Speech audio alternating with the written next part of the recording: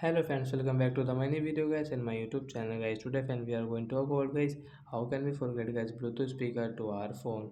Friends, you want to forget guys your Bluetooth speaker to your phone, so how can you forget?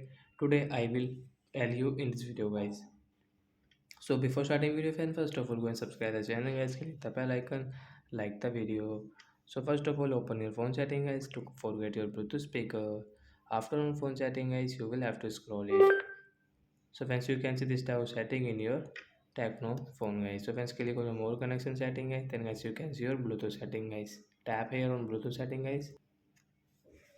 So friends, you can see guys, we have connected guys the JBL company speaker. So right side guys, setting option guys, tap here to forget. And friends, you can see this icon guys, tap here. Friends, you want to change your speaker name, Bluetooth speaker name. So you can change your Bluetooth speaker device name.